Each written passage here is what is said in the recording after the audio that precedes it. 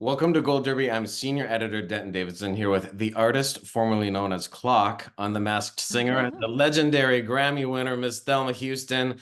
Miss Houston, you were my winner. I mean, I don't care who I speak to later. I just want to make you know that you were my favorite. I'm laying it out there. Were you disappointed to go home in third place? No, I wasn't. Because I first, Denton, I didn't even think I was going to get that far, quite honestly. Um, because there have been some other divas out there, some that we know well, that didn't quite get that far. So I said, well, as long if I can do as well as they did, that'll be great. And so to go this far was just a surprise to me. Uh, it was one of the most challenging things I have ever done. Trust and believe. Yeah. I Yeah. think the only legend of your caliber that made it as far as you was Gladys. I think she got third place as well. So Uh huh. you're in good company. You look like you were having fun up there. You had some great songs, Get on Your Feet, Respect, Dancing in the Street. Did you have a favorite?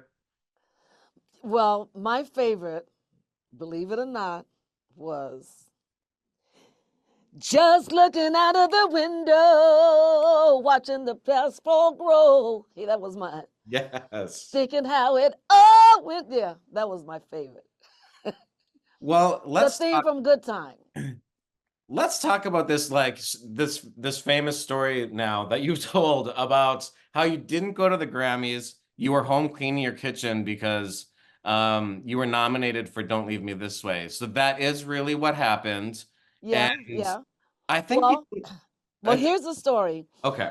2 years prior to that, I had been nominated for a Grammy before.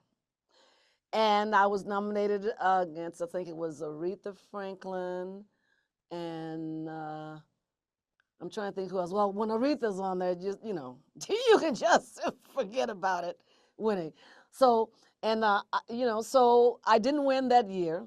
And so when I was nominated again, I thought, well, now, are you going to be able to sit there and when they call somebody else's name, because you know how they put that camera right on you as the winner is walking up to the stage, right?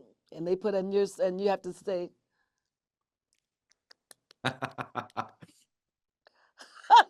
so I didn't know if I'd be able to do that. So I said, and I chose to stay home. I just because I didn't think I was going to win. It was Aretha Franklin, it was Natalie Cole, it was Diana Ross, and me. I'm trying to think who else. And Dorothy so Moore. It was Dorothy Moore was and the Dorothy, yes. So Well, I think just to put it in perspective for people who think maybe you're crazy for doing that, the category started in 1968 and Aretha Franklin won every year until like 1975. So it was like people were over it. Uh, as uh, well she should have. I mean, yeah. she deserved that. So so I just didn't think I would win. So when I got the call from Suzanne DePass, and Suzanne DePass was the head of the A&R department at Motown. As a matter of fact, she's the one that found the song, which was originally recorded by Harold Melvin and the Blue Notes. And she said, I think that this song, from a woman's point of view, I think that could be pretty strong. So she asked me to go out and get the song, listen to it. And I did. I liked it because I like anything that Teddy Pendergrass is singing on, right? So I Yeah. said, yeah, that's great. So, so we recorded it. And to be very honest, it almost didn't get released because um, Mr. Gordy did not think that the song was strong. He didn't think that, I'll put it like this. He didn't think that it was a song that would be strong for me. And so he's passed on it. And I was so disappointed. But somehow it came through. I don't know what happened, but it came out, and the rest is history, as they say. Yeah. And you were the first female artist to get a number one for Motown, solo artist. Yeah, to get a Grammy, Yeah. to win a Grammy. Yeah. And you mentioned clock was hard to move around in, but you were gonna twerk your way to the end if you could. So what was that experience like covered up in that big old mask? because I said, well, what can I do to show, because it's so big you couldn't see anything. But then I said, I bet if I twerk, they'll see that. So so I just said, so that's what I did. It was a desperation move.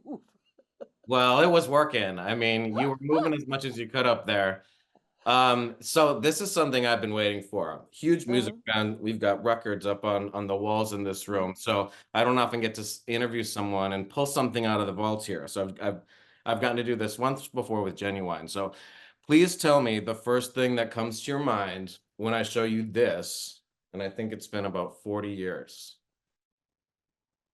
Oh my God. We got it.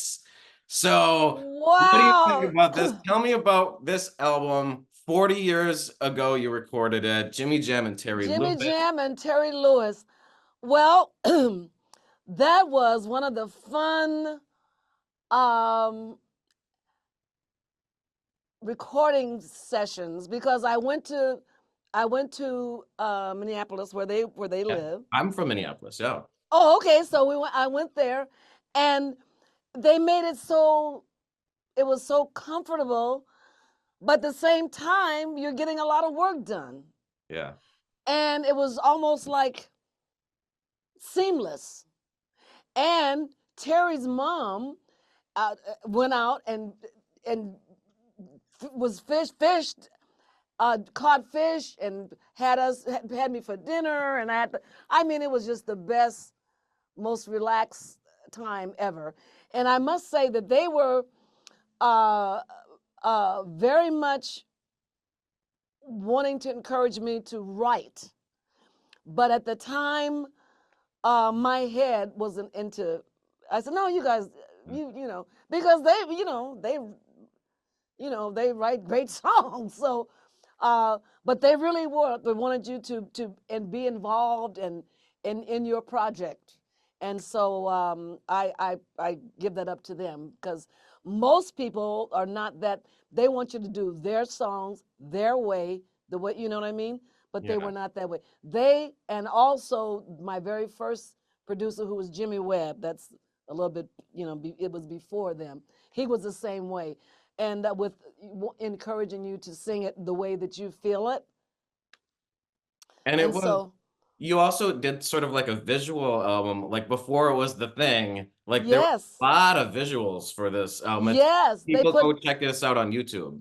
yeah, yeah, they put together two different songs, two or three different songs in it to make it like a mini movie. Yeah. Yeah, Very that cool. was. And is this like, talk about this a little bit? Because I think there's also a very young man who called himself Romeo Blue. On the last track, he was 20 years old, and then he went on to become Lenny Kravitz. And Lenny Kravitz. recording.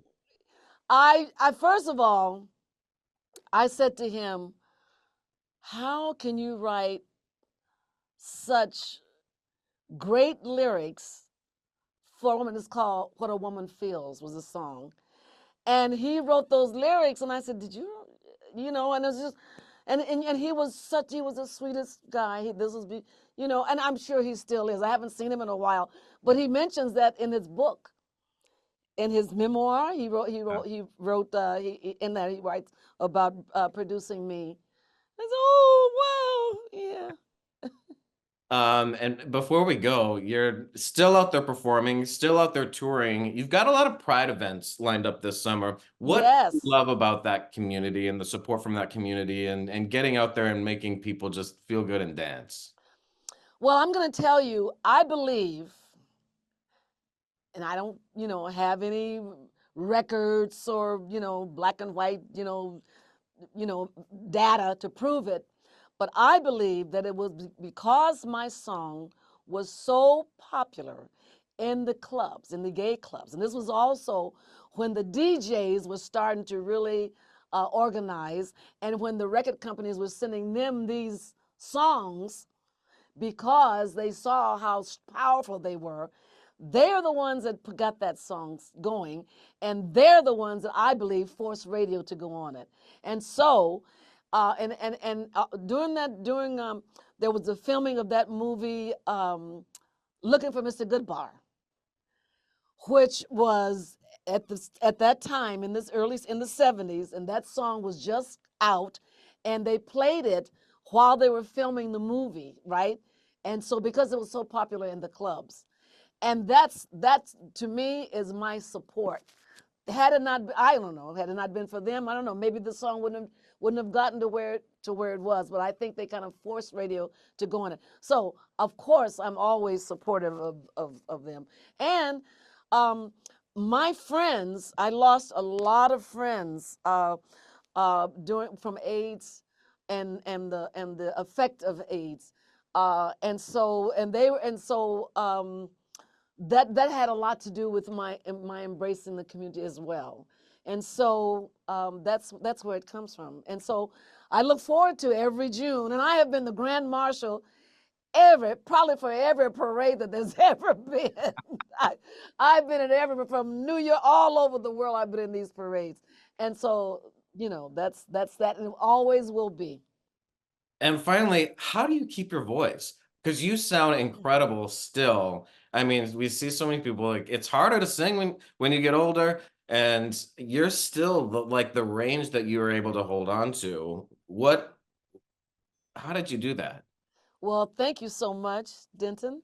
And I'm happy to say that I just celebrated my 81st birthday. Yes, indeed. Gee, And what I do is I exercise. I and I'm not I do my little have my little goose, my little vodka, but I don't overdo anything. And I still train with the vocal coach. wow. I still do that. After all I these years. Yeah, yeah, yeah. To me, it's like being an athlete. You have to train those muscles just like you train these muscles. Well, they're certainly trained. But that's it. But that I think that's it. That's it though. And I gotta say, I have a love for what I do. I love performing, and so I think it shows. And Well, I'm so happy that every time I get to speak to one of the greats. So, thanks for coming on the Gold Derby today. It was so much fun to see you as Clock on The Masked Singer, and hopefully we catch you at a concert soon. thank you so much for having me.